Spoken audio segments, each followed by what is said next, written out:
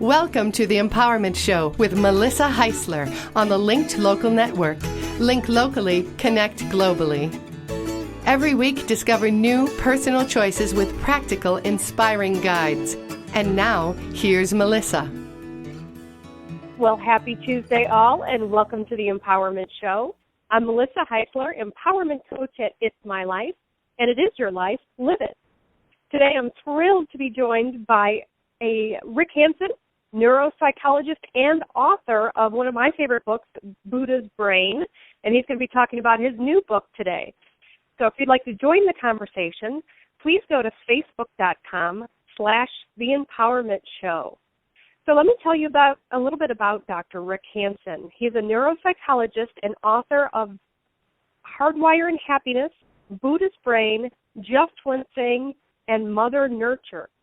He's the founder of Wellspring Institute for Neuroscience and Contemplative Wisdom and an advisory board member of the Greater Good Science Center at UC Berkeley.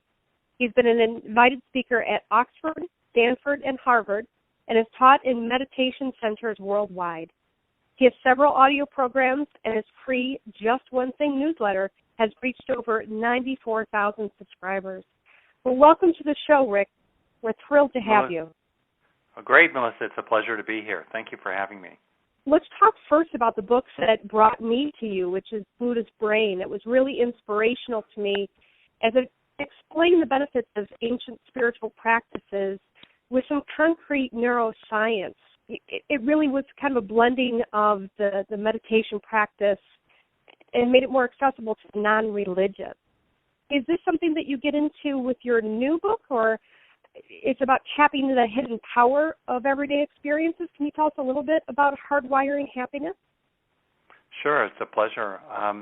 Well, two parts here. So the first part is that if you want to get good at anything, study the people who are good at it, right? If you've got a friend who's a really good cook, watch what she does with those vegetables. Or if you want to improve your tennis game, you watch someone like Roger Federer and you imagine, gee, how could I do that? Well, in the same way, if you want to get good at, let's say, being unconditionally happy or having inner peace or being resilient or being able to stay strong and loving while dealing with people who are obnoxious or, attacking you or in conflict with you. In other words, if you want to move into very positive, useful, moral states of mind, well, study the people who've made those states of mind their life work. And those tend to be found in the contemplative traditions of the world, Christian, Jewish, Hindu, Islamic, Muslim, shamanic, and so forth, people who've really focused on training their mind in a very deep and powerful way, much as, frankly, an Olympic athlete or an astronaut or a surgeon or an artist would really take on training themselves. So what we can do now with modern science is we can literally look inside the brains of people who have a long-term contemplative practice of one kind or another and who are themselves exemplars of being even-keeled when things are difficult, a kind of unconditional lovingness, a deep wisdom, a deep contentment with life and with themselves, even if they live in difficult circumstances. We can look deep into their brains and we can start to understand what are the neural circuits, what are the ebbs and flows of key neurochemicals, what are the sections of the brain that activate or deactivate, what are the parts of the brain maybe that are more negative, that are better controlled, etc. And by understanding that, what's going on in the brains of these people, then increasingly what we can do is use targeted mental activities. Like you teach people ways to focus your attention, ways to manage your feelings, ways to look at the world altogether. People can use targeted mental activities to deliberately stimulate those particular parts of the brain that do those good things. And since in the famous saying in neuroscience, neurons that fire together wire together, if you deliberately stimulate parts of the brain that do these good things, you strengthen them. In other words, it's a little bit like working a muscle in a gym. A little bit of effort, lifting a little weight once in a great while will not have much benefit. But if you repeatedly activate these circuits in the brain that support these positive states of well-being and morality and functioning and resilience and creativity and so forth. If you deliberately and repeatedly and somewhat intensively stimulate them, you will build those muscles, and then you will have the results with you wherever you go. And that's what my new book really zeroes in on. It really takes a look at, okay, how do we apply the lessons learned from both the people in the world who've really focused on training their mind, as well as apply the lessons from thousands of studies on the neuropsychology of learning, how the brain actually changes over time, including, when I say learning, I mean emotional learning, feeling more secure inside, more positive about yourself, no matter what you weigh or look like or who's in your life these days. You know, that is the kind of learning I'm talking about. And what the research shows, just to kind of finish up here, is that the key to that learning, it's a two-stage process, activation and installation. In other words, we must stimulate these circuits, if you will, or in the brain or parts of the brain or functions in the brain. We have to activate a useful or positive state of mind for at least a moment. But then most importantly, we need to install that activated mental state into lasting neural structure as a neural trait. Otherwise, that state is worthless in terms of any lasting value. It was momentarily pleasant, better than a stick in the eye, right? But it made no difference. There was no growth from it. So what my book is about, Hardwiring Happiness, is fundamentally the how of personal growth. Because the dirty little secret in psychotherapy and coaching and mindfulness training and character education for children, and I've been involved in all four of those, as well as corporate human resources development. I've been involved in that as well. The dirty little secret there is that we're generally good at helping people have useful, positive experiences, but generally we're really bad at helping those experiences sink into the brain to produce lasting change that has lasting value. We're continually leaving money on the table, as it were, which means that the learning curve of an individual or ourselves in our own practice is relatively flat. So for me, that's where the money is. That's where the opportunity is. It's not to get better, particularly at new, states of mind. It's to get better at installing those states of mind into some kind of lasting structure, a dozen or 24 seconds at a time. Thank you so much for that, Rick. I think you've hit on That was a mouthful. That was a very big mouthful. I'm glad you said it and not me. I think you've hit on some of the key points that I find from your work. And I love the analogy of, if you want to learn how to be a great athlete or be a happy person, a content person, find somebody who is like that and learn from them. So, I mean, that just seems very simple, and yet I think a lot of people miss that. But I think one of the key things, and I find this with my own clients, and it's been great to be able to use your work with them, is that the idea that our brain changes over time, the plasticity of the brain.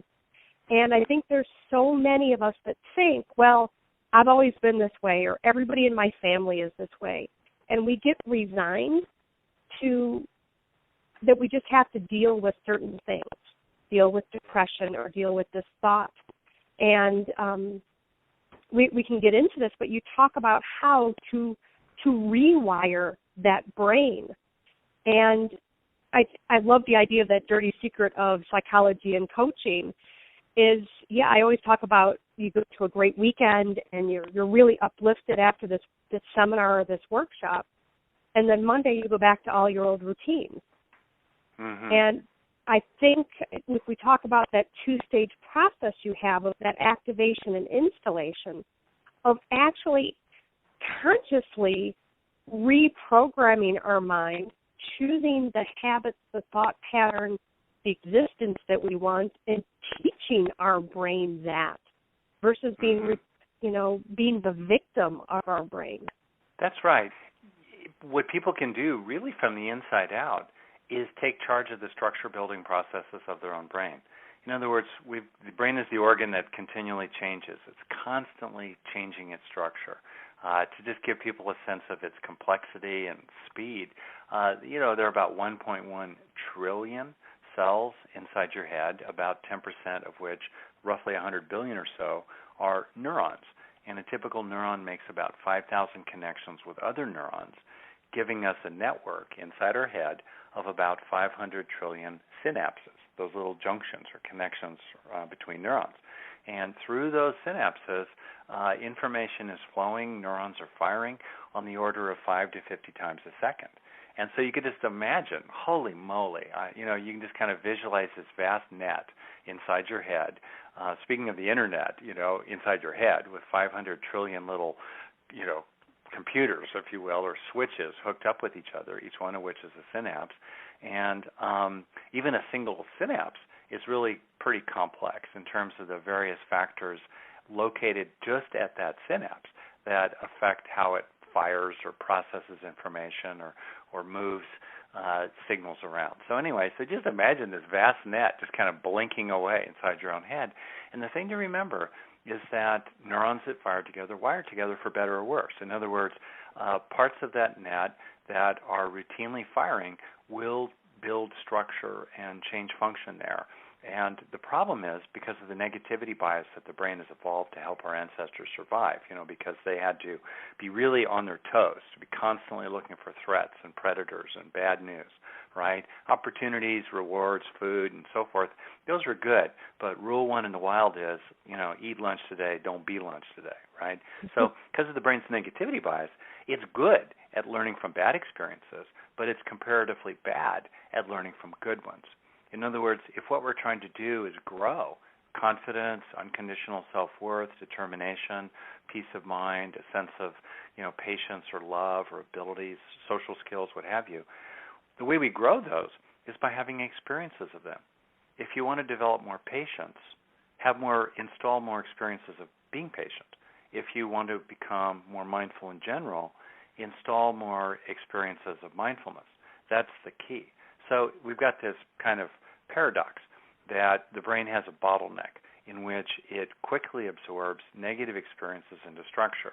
Once burned, twice shy, right? If something bad happens in our day, that's what we obsess about, right? That's what we dwell on. That's what we ruminate on. If we're in work and our boss gives us 10 pieces of feedback and one of them is negative, room for improvement, that's the one we obsess on and talk about for 20 minutes at dinner, with other people. So, and yet positive stuff, positive experiences, even though positive experiences are the primary basis or source for the inner strengths such as positive mood or resilience or loving kindness that we want to grow in ourselves, positive experiences, the brain has a hard time turning those into any kind of lasting structure. So what my book's about is all these simple things people can do a dozen or two dozen seconds at a time to slow the process down in their mind and simply stay with that ordinary positive experience of finishing a load of laundry or a moment of friendliness with somebody else or a sense of gratitude or gladness about something in life or the ordinary pleasure of a glass of water when you're thirsty or exhaling when you're getting a little tense. If you just stay with that experience, if you savor it, if you bask in it, if you relish it, I think of it as kind of marinating in it. If you sort of just marinate in it, you try to bring it down into your body, you open your heart to it, you protect it in your own mind, you have a kindness to yourself so that you're helping this positive experience last a dozen or 2 dozen or 3 dozen seconds at a time, not a big deal. Well, if you do that, you will be encouraging the encoding process that will translate that ordinary positive experience into a bit of lasting neural structure. Any single time you do this won't change your life, but the gradual accumulation, a handful of times every day or even more, half a dozen, a half a minute or less at a time, the gradual accumulation of these episodes of taking in the good will gradually weave these positive resources into the fabric of your brain and therefore the fabric of your being in your life. That's just so powerful. And I want to throw this at you. I actually had a potential client call me the other day, and there's a technique that I do called Psych K. I don't know if you've ever heard of it. Don't know it. Okay. It's an energetic way to reprogram the brain. And I have used it, and I found benefit from it. But what I have found as well is that it doesn't necessarily always stick. Yeah. It can make that change, but when we go back to our old habits, to our old perceptions, to the old way that we perceive the world, we keep that old wiring together. And so sometimes it can definitely break the wiring, but sometimes it's so easy to fall back into things. And so I love that you say, and I believe in this too, it's basically teaching people new habits to be able to, if you want to have a better life, you have to first start choosing it and actively doing it. And over time, then, your brain will say, okay, this is the new way that we're going to go about the world. Right. No, I think you're exactly right. You're speaking to the real issue that shows up for anybody who wants to grow themselves, anybody who wants to, for example, heal pain from their childhood or become more or something, get over something that happened, let's say in a love relationship or at work, or deal with an ongoing challenge, maybe a tough time at work, or there's a young, baby with colic, or, maybe you're dealing with some struggle in your life of some kind.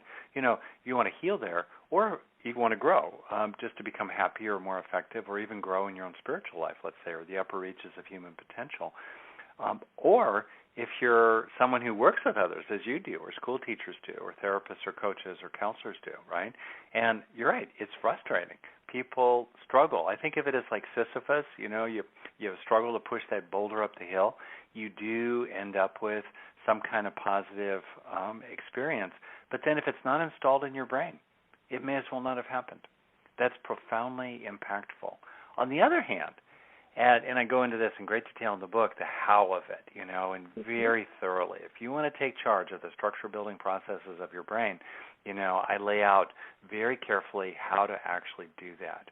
And the how of it is amazingly simple, actually.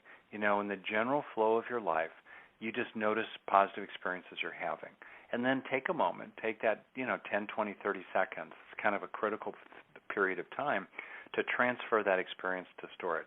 Or you can deliberately create useful positive experiences for yourself, such as at a meal looking for a moment of gratitude, or at the end of the day taking an opportunity to bring to awareness, the felt sense of being cared about by other people, or with a child, as you put a child to bed, as appropriate, not playing therapist, in a very natural way, helping that child kind of activate or bring to awareness some sort of positive experience.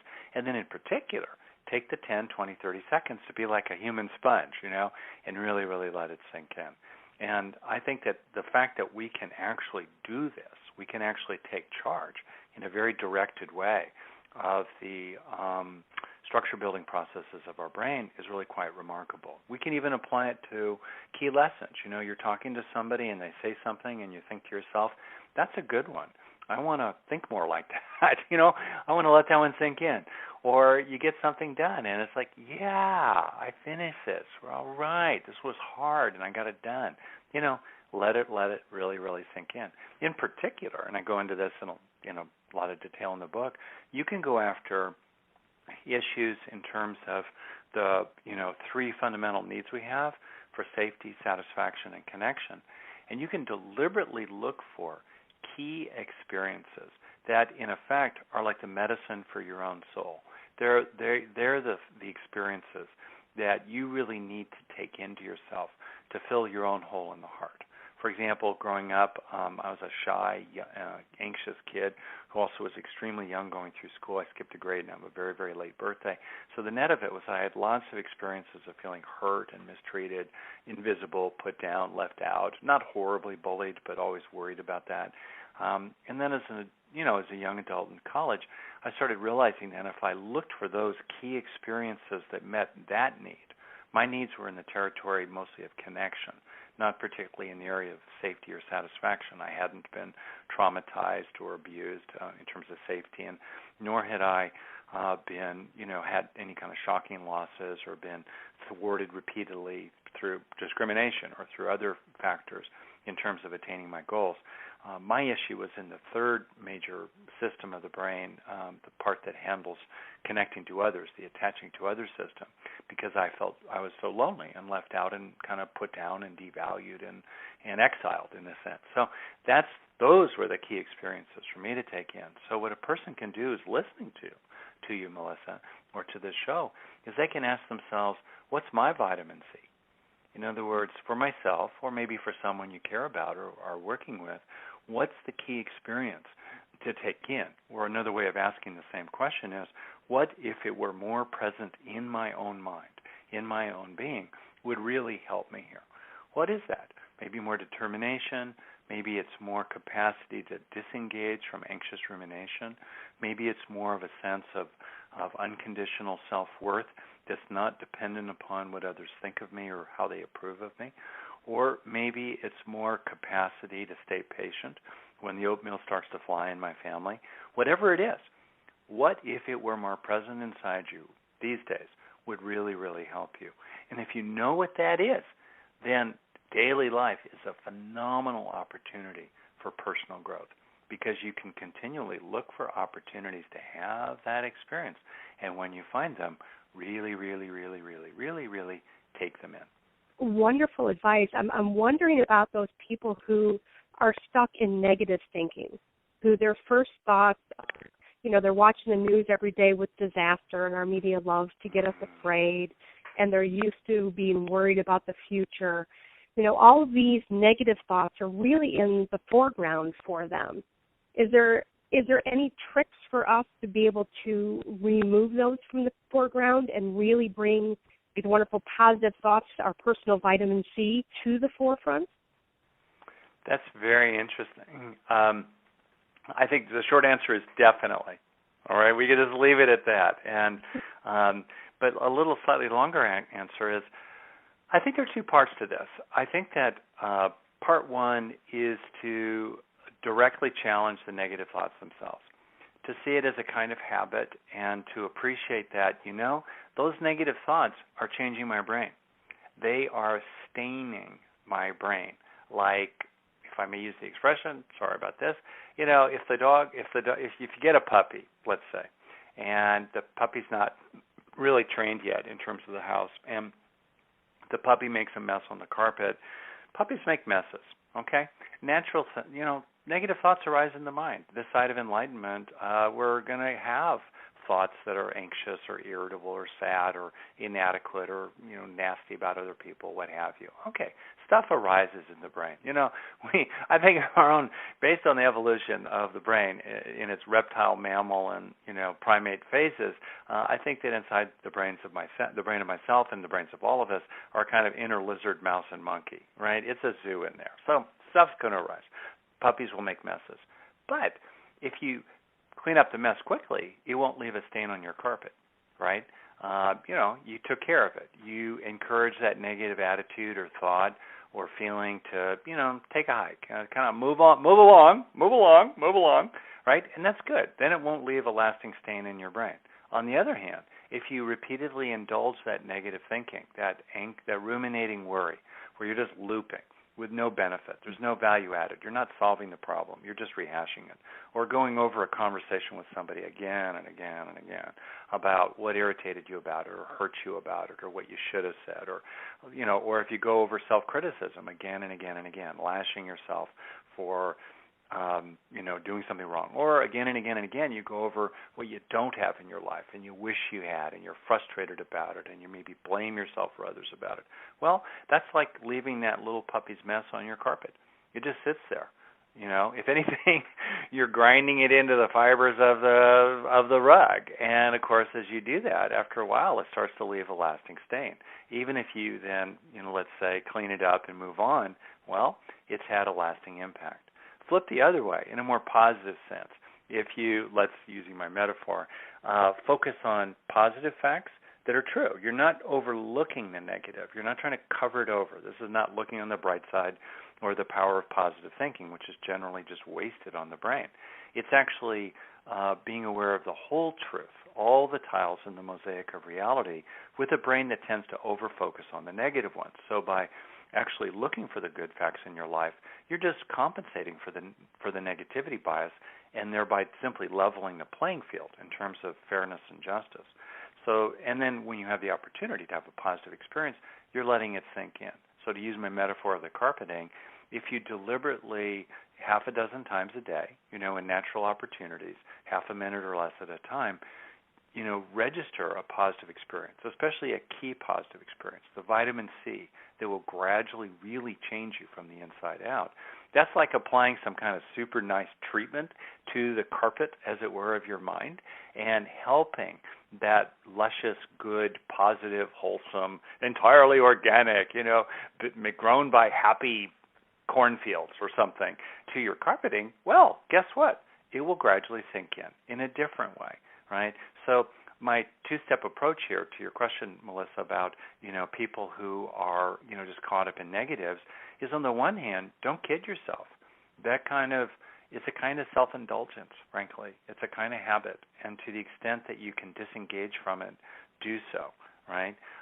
And then on the other side of it, really try to grow the positive. In effect, the mind is like a garden, and there are three ways we can relate to it.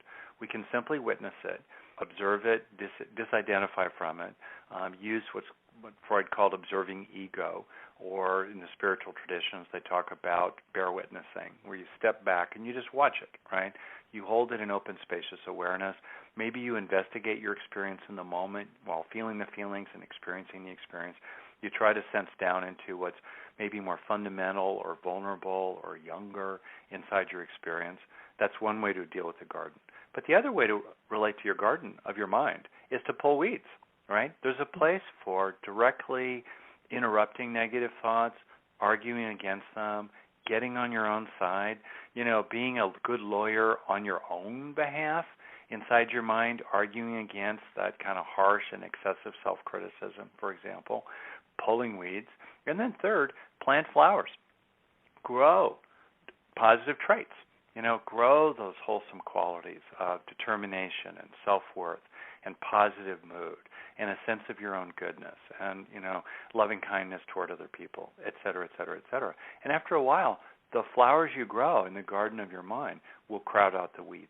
That is a beautiful analogy of the garden, and I think it's so powerful for people to know that they can just witness it as well.